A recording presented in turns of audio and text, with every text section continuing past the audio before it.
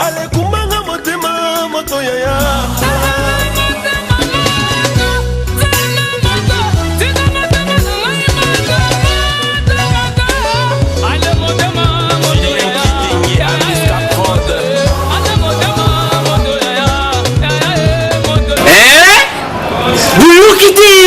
Vuguyoka kaka. Qui ça? Nabiso. Il équipe partout. KNB Kinshasa Nabiso qui ne l'équipe partout. Qui ça il équipe partout. Mais comment les abîmes pardon. Jima c'est la une raté. Et on a bien yo. Ah Jima Mukende. Où mais là. Bana kin. Kebana jago zapé so kuta nango KNB Téléma. KNB Téléma qui chasse l'équipe partout. Jimi Mukendi. Umela. KNB ko zapé te so kuta nango check au vandi. Boza ebele libosa ba poste télévision na bino pona kolanda. Magazine bolingaka mingi magazine Kinshasa na biso alors bien. Pour remettre tout à l'ordre, la population va préciser selon Bango Nani Bazo souhaité Azala, le potentiel candidat président de la République côté opposition. L'équipe partout le magazine Abino et qui na commune ya Gombe pour la Rosolola na bakinoa ba biso nani oyo bango balingi azala prochain candidat na ba élection zali koya côté ya opposition bo ka bakinoa ndenge ba s'exprimer na micro na biso ya KNB. Il y a un leader charismatique hein. Un leader naturel. Zalo kwa na famille patriarche a la patriarche. Donc na kolanda sa question na yo pour venir à Congo. Ngai na moni Papa Tshisekedi tika la candidat. Pourquoi? Parce que Azamoto a l'été pour la démocratie. Ce que le bateau tangi wana. Basu goût à la démocratie, c'est parce qu'il s'est sacrifié. Dans côté opposition. Vitali Kamere, ça peut tout jeune solo la rapé qui toko, ce qui a passé cause à la paix malam. On a canissé le condamné le bandé yango. Non, ngana ebi que tipo on a peur bundi pe mingi ya opona biso.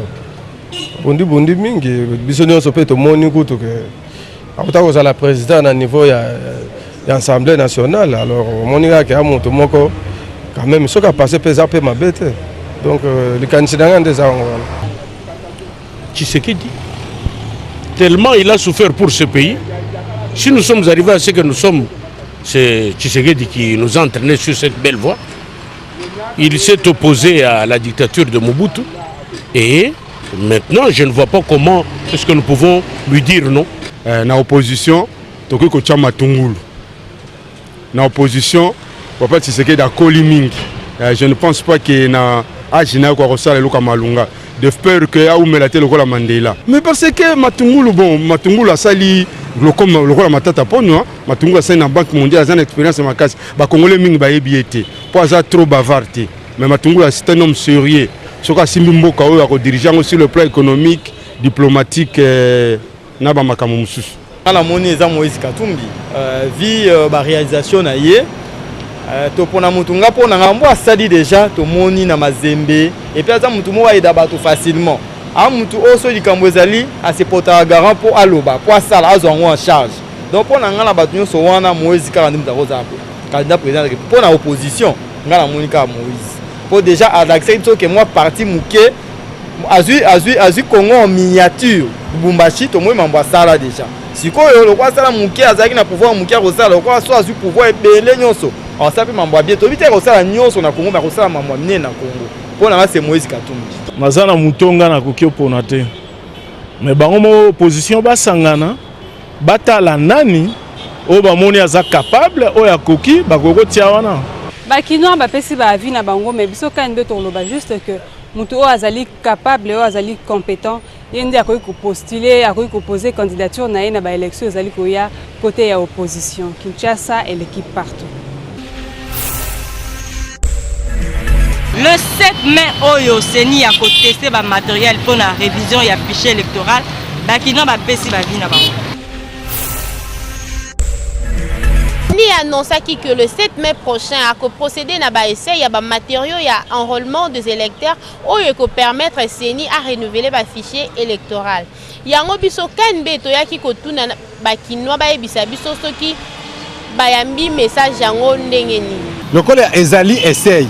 tondimi a lancé yango pe a essayer ba matériaux na ye ndenge kolekela tondimi yango nakoboya yango te soki ezali ke barosala essayer le 7 et kozala malamu mingi parce que l'objectif pour nous tous ezali que les gens aillent aux élections.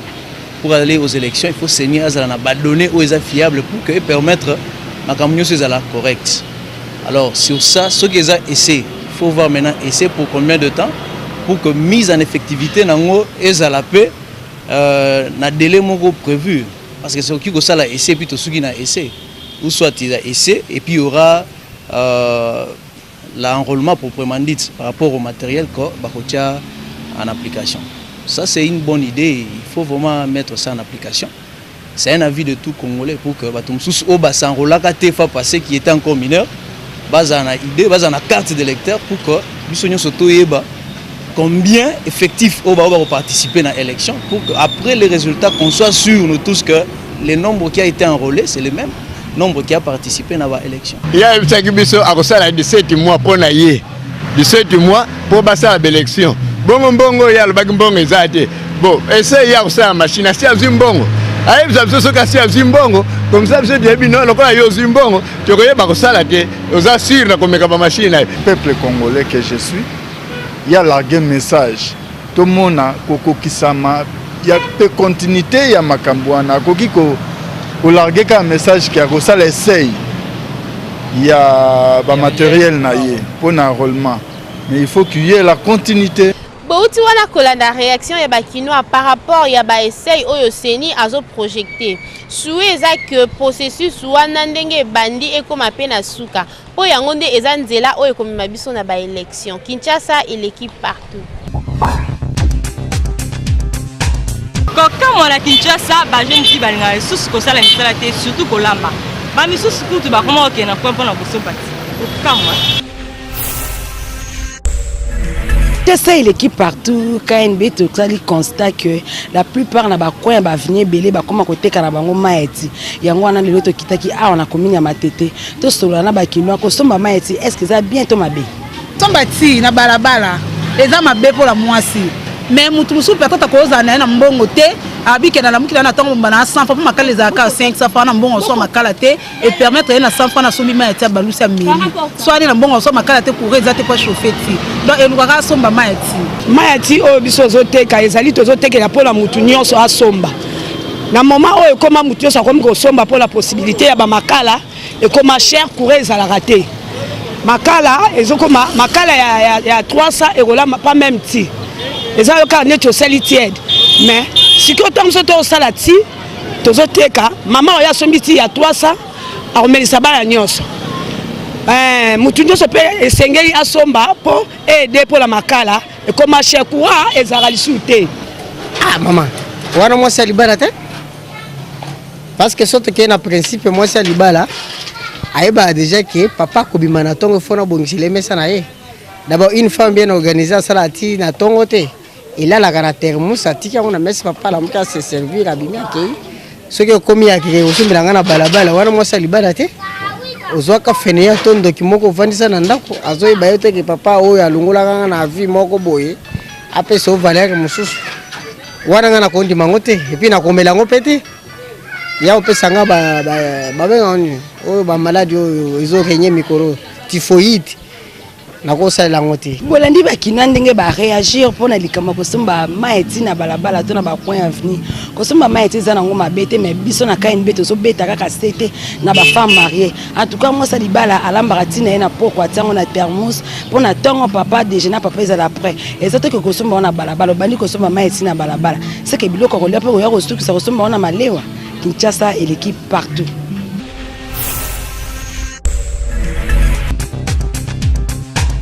Bakino va réagir ndenge ba passion mususu ba koma kolinga kolia ba dote ba ndimi na bango etake papa modimo. Et Kinshasa et l'équipe partout le magazine bino qui sur terrain la commune ya Gombe.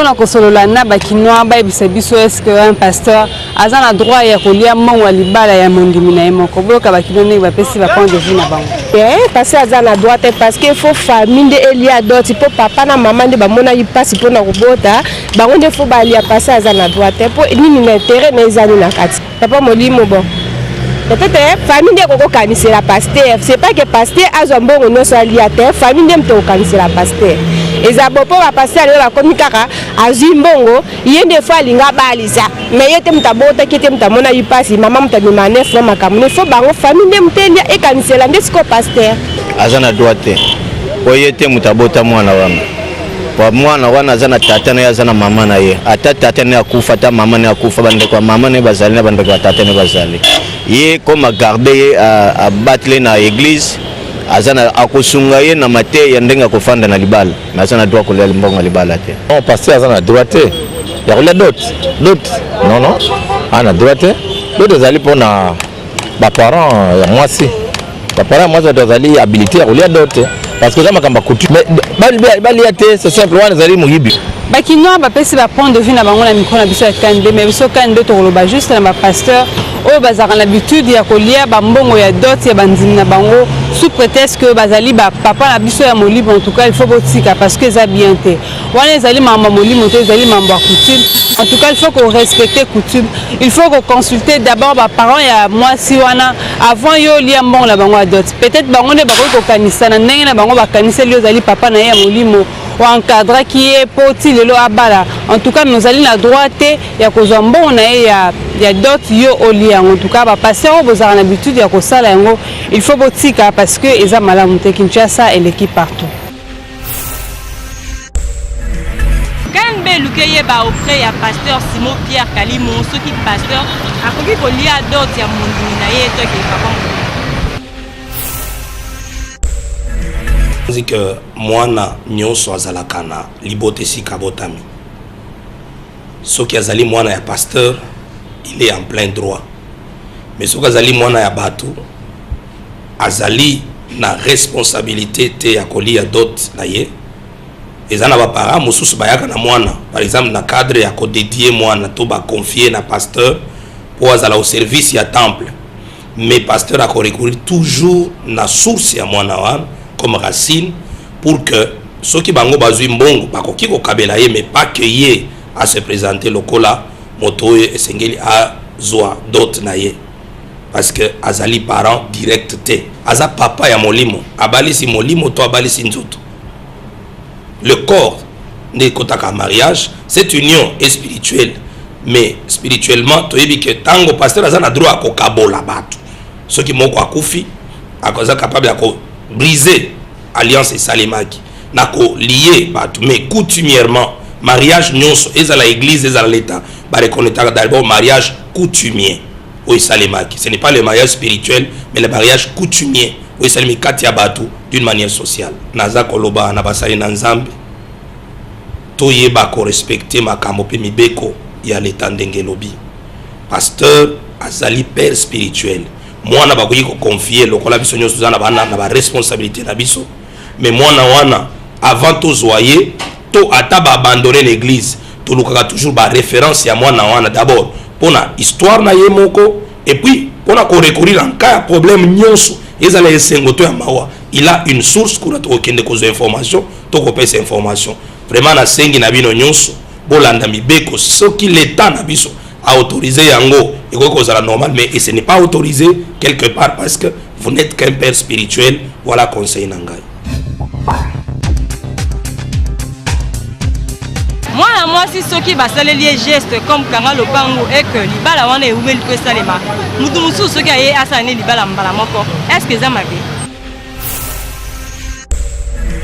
l'équipe partout le loto kiti na commune à Kinshasa poto solo na bakinois bameka na koyebisa biso bizale leo bandeko mingi ya mibali bakoma na ngo ya kokangela bana basi mapango c'est vrai ya okanga lupango mais akoya komona na une année 2 ans plus tard et libala peso sala mateto meka na ko solo na bango na période wana bango bakangaka mapango et que moi si akutani na mobali oyo azana posa kobala ye est-ce que c'est normal abala to normal te parce wana eza escroquerie azana posa kobala mwana na ngate po kanga lupango eza kobala te eza kobala te wana azosala azofrenenga vie ya mwana na ngai so mobali mosusu amonani na akobala mwana na ngai okanga lupango eza kobala mwasi te po ya mingi bakanga lupango akende libela mwana komo kotelangana mobali aza te mango tam komo te mosusu baoya akoki oya akangi lupango après 3 ans to bota ko mona comportement ya bien te habité so bo discuter ki habité bozwa moi na bino to azongse pa ba para bi bozwa moi na bino bo éduquer bien mais ayeba ki te ya ko bala ayeba ki te ke ba problème mike ya na ndako nga lupango akende libele pa na ngai na opesa nzela mwana nga bala po eza moko opesa mobulu na kati ya vie ya moto e pa na ngai pinza na ko mona te batike ezali wana poso bakotie yango seko bakozwe po libala eza biloko moko biblique bala mwasi no poele mbala moko mwa moke nango pesi libota bina senge na mwasi na nga na mona eza mabe pa na ngai pinza kanga lupango so bota bana basi ebele sale masupe yaka na mwa ndambo za nango tosilani kaka wana mwasi ayo bolandi ndenge bakinoa balobi na micro ya KND me biso tokosenga kaka na bandeko bazalaka na bizaleli wana soki okangeli mwana bato ya mwasi lopango yebaki eza engagement oyo ozwi po bo aboutir na libala donc mwasi aza bien privé na yo te aza pe na famille na ye oyo bazo espérer un jour azwa libala po asunga libota donc bandeko baza na bizaleli wana ya korumbisaka bana bato na bakanga lopango botika po ezali malamu te mwasi aza bien privé na yo te aza pe na famille oyo esengeli ebénéficier na kibo moto na ye awa na se ya rabe toyebi ke bolingaka yango mingi yango ekoki kozanga te rubrique selfie kanga photo buka kingo pe seka moke bon continuer kotinda ba photo na bino na page Facebook Kinshasa na bino meilleure photo kozala récompensée. Le 3 mai 2016, comité SC Renaissance bandimaki démission ya coach Franklin Kimbongila pe évêque apesa ki situation actuelle ya équipe. Oyo moni na sali même hier ana me conscience ce ka koloba una miso abatite même hier moko en privé tout sali ba réunion misat les joueurs ne veulent plus de lui ba manifester en moi maintes reprises pena zo biseye na lerwana to kolinga te ko exposer équipe pour na coach ndengo zawane soki o questionner ba joueur ba ko biso en tout cas miteme na biso donc d'autant plus to garder équipe staff technique c'est coach a dû ça préparation faut baser l'internet quelque part mais biso ngoli kamba ko soutenir l'équipe matériellement financièrement bakanga ba équipe balinga équipe. Le magazine KND Kinshasa Nabiso désormais sur vos smartphones et tablettes. Il suffit d'aller sur Play Store, écrivez KND à la zone de recherche sur Google Play. Choisissez parmi le logo de votre magazine préféré KND et cliquez dessus pour télécharger. Une fois l'appli KND sur votre portable, à l'entrée vous découvrirez la photo de vos stars préférées. Le menu de l'appli KND vous offre le rubrique suivante. Édition. Pour toutes les vidéos des éditions du magazine KND. Facebook. Pour déposer vos photos selfie, cliquez j'aime et suivre l'actu KND. KND Tweet. Abonnez-vous sans condition pour rester à la page. Insta KND. Échangez de photos sans relâche sur votre page Instagram. À propos, pour connaître notre esprit et philosophie basée sur Kinshasa. Nos contacts. Pour nous contacter, échanger des infos et surtout collaborer. Appli KND Kinshasa entre nos mains. Appli KND Simba Kinshasa Namaboko. Bafi ya molokai bango balelaki papa mbana lipapa. Poso ba détail na élément oyo. Tolati ma papa parce que ye vient à kufi de lamba talo. Encore tolingaki ke to valoriser lamba wana yango tolati lipapa oyo donc to effacer griffe wana. Lipapa o kombo lango le vieux beaucoup kuruyaka. Vieux papa wemba. Non biso to effacer ba griffe, biso bana village, ba villageoise ya molokai. Biso tolati lipapa parce que yamoko vieux beaucoup na kufi de lamba talo. Alata nyonso yango to moni aloko biso to kokolata o leki o alata te. Yango tolati biso la gomme. Mais biso to sepe to la gomme parce que te ye azalaki place ya batu ya sengo azalaki place ya mawazaki omona lati propre menacer la gomme. Donc biso pe to profiter to la taka la gomme to sali o ya banda ko sala la gomme ata na matonyo oh la gomme babenga yango tigo total ba saper te yataki saper ba saper mais na se avec la gomme ata na matonyo so e kaka la culotte chemise à bien la gomme na manko ataki mutu mo ya mawa oui biso penda bango ba village toite ya molo kait na sepena leleka na la gomme pour senga passe mingi ya ke avala na boko saper tous les matins à pando kende alors ça peut ka la gomme ata ti griffe mazaka la gomme et on se idéologie à bana molokai ba vivre avec na papa na la gomme ya tigo depuis ngabo ngap na mona sosimat na zoki idéologie na bango travailler na gomme ya tigo magasta na ti griffe ya makasi il faut kandeza sima ya danger Olanda ba griffe là tammi tammi muso la gomme ya tigo ponda bona la papa ouais idéologie molokai